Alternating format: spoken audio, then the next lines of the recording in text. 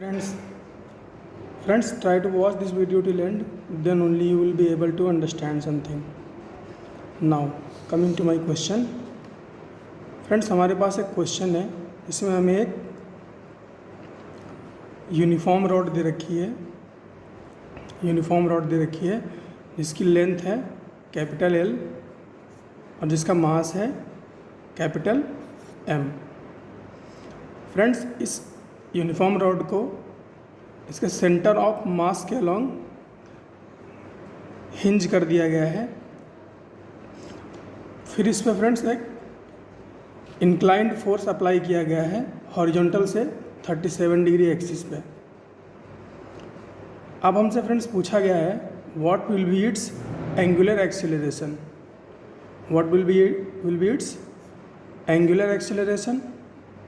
Second, what will be its acceleration at this end, and what will be normal reaction at hinge। Friends, आइए देखते हैं इसका solution क्या होगा।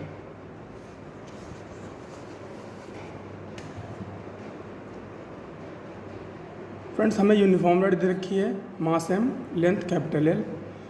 Friends, अगर इसको सेंटर ऑफ मास पे हिंज किया गया है तो इसके दोनों एंड सेंटर ऑफ मास और एंड के बीच की जो डिस्टेंस होगी वो कितनी हो जाएगी, L/2। और ये डिस्टेंस भी कितनी हो जाएगी फ्रेंड्स, L/2। हमसे पूछा है एक्सीलरेशन। फ्रेंड्स, एंगुलर एक्सेलरेशन इसमें किसकी वजह से आएगा? फ्रेंड्स, एंगुलर एक्सेलरेशन आएगा टॉर्क की वजह से। और टॉर्क कौन प्रोवाइड कर रहा है? ये फोर्स प्रोवाइड कर रहा है। फ्रेंड्स, टॉर्क होता क्या है? टॉर्क होता है फोर्स इनटू परपेंडिकुलर डिस्टेंस।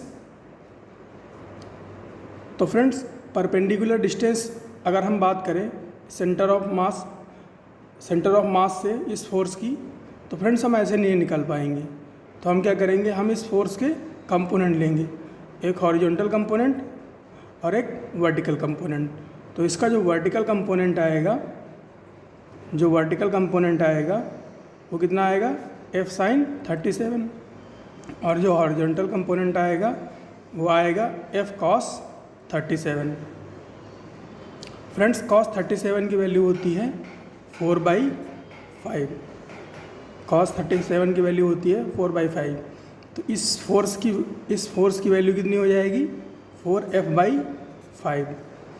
और इस वर्टिकल फोर्स की बात करें अगर, तो यह है F sin 37। sin 37 की वैल्यू कितनी होती है, 3/5। तो इसकी वैल्यू कितनी हो जाएगी, 3/5।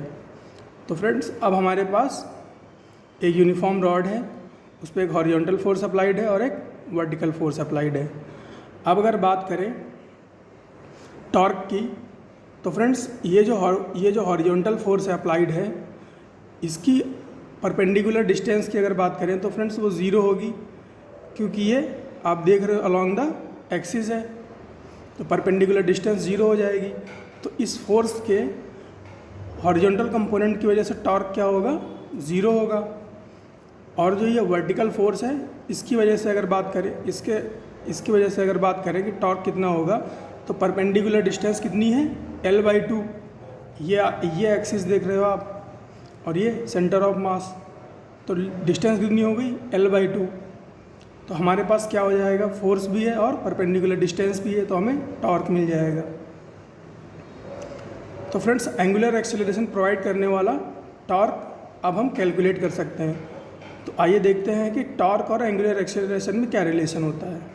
फ्रेंड्स, एंगुलर एक्सेलरेशन जो होता है अल्फा, वो होता है torque divide by moment of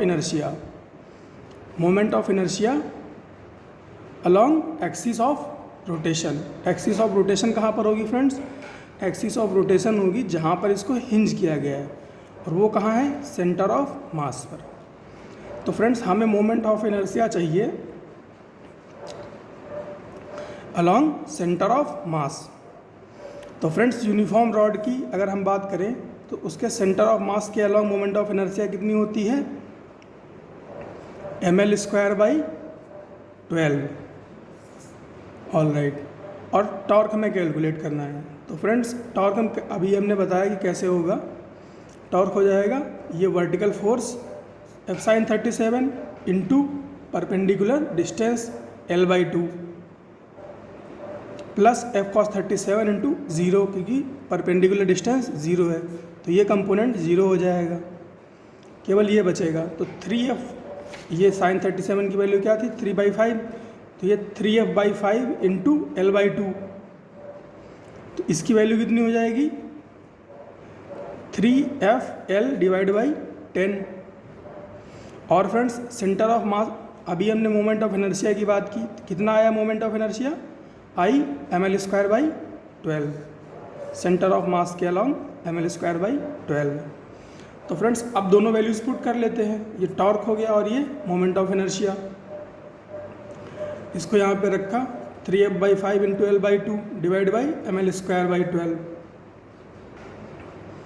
चीज़ें कैंसिल आउट होंगी, जैसे ये 2 से ये 6 हो जाएगा और ये 5 तो बचा रहेगा, तो ये 5 और ये L से L एक L से कैंसिल आउट हो जाएगा, तो 5 ml, तो 5 ml और ये 6 ऊपर जाएगा, 3 से मल्टीप्लाई होगा तो 18 हो जाएगा, और ये F, तो 18F अपॉन 5 ml आया अल्फ़ा।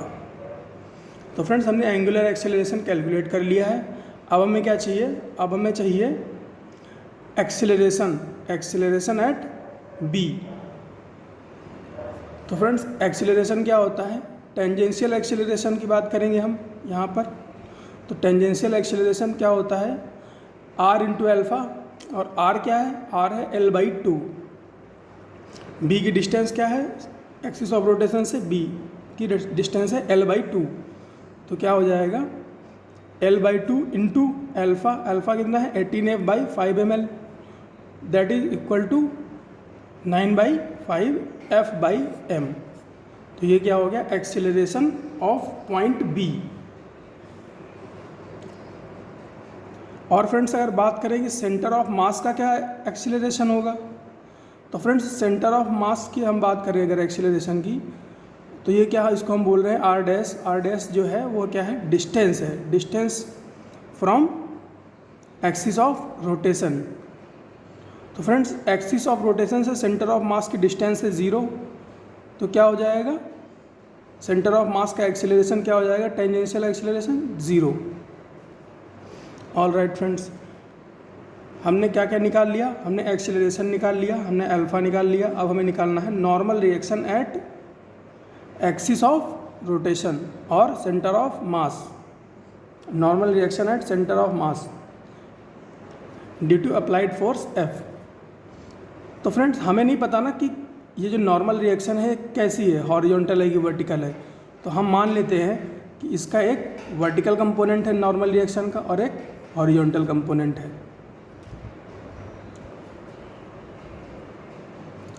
और फ्रेंड्स जो फोर्स है वो एक हॉरिजॉन्टल फोर्स है, कितना है 4f/5, और एक वर्टिकल फोर्स है कितना 3f/5।